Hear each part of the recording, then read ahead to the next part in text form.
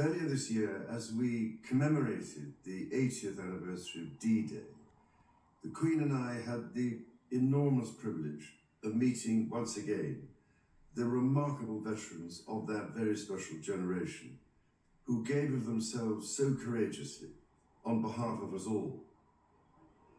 Listening to these once young servicemen and women touched us deeply as they spoke of their comrades drawn from across the Commonwealth, who never returned and who now rest peacefully where they made the ultimate sacrifice. Their example of service and selflessness continues to inspire across the generations. During previous commemorations, we were able to console ourselves with the thought that these tragic events seldom happen in the modern era. But on this Christmas Day, we cannot help but think of those for whom the devastating effects of conflict in the Middle East, in Central Europe, in Africa and elsewhere pose a daily threat to so many people's lives and livelihoods. We also think of the humanitarian organizations working tirelessly to bring vital relief. After all, the Gospels speak so vividly of conflict and teach the values with which we can overcome it.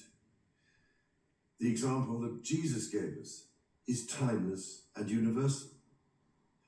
It is to enter the world of those who suffer, to make a difference to their lives, and so bring hope where there is despair. As the famous Christmas carol, once in Royal David's City, reminds us, our Saviour Holy came down to earth from heaven, lived among the poor and mean and lowly, and transformed the lives of those he met through God's redeeming love. That is the heart of the Nativity story. And we can hear its beat in the belief of all the great faiths, in the love and mercy of God in times of joy and of suffering, calling us to bring light where there is darkness. All of us go through some form of suffering at some stage in our life, be it mental or physical. The degree to which we help one another and draw support from each other, be we people of faith or of none, is a measure of our civilization as nations. This is what continually impresses me as my family and I meet with and listen to those who dedicate their lives to helping others. I am speaking to you today from the chapel of the former Middlesex Hospital in London, now itself a vibrant community space, and thinking especially of the many thousands of professionals and volunteers here in the United Kingdom and across the Commonwealth who, with their skills and out of the goodness of their heart, care for others, often at some cost to themselves.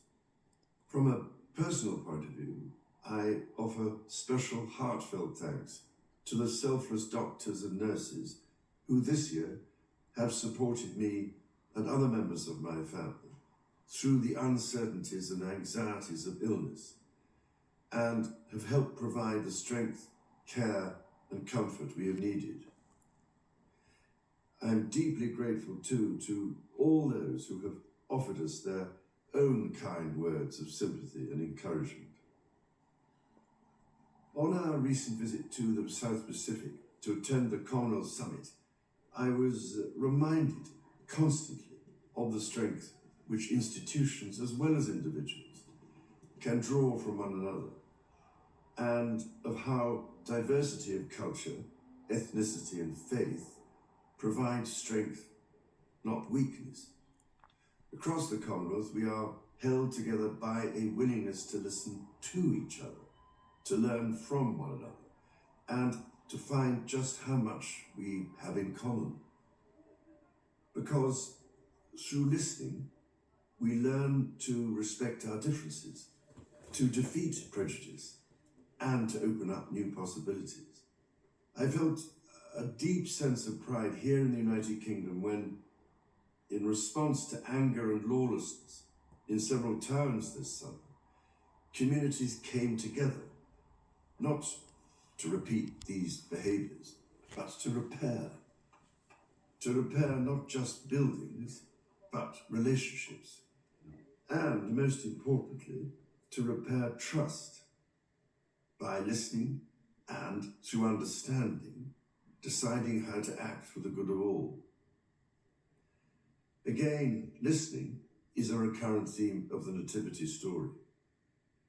Mary, the mother of Jesus, listened to the angel who revealed to her a different future full of hope for all people. The message of the angels to the shepherds, that there should be peace on earth, in fact echoes through all faiths and philosophies. It rings true to this day for people of goodwill across the world. And so it is with this in mind that I wish you and all those you love a most joyful and peaceful Christmas.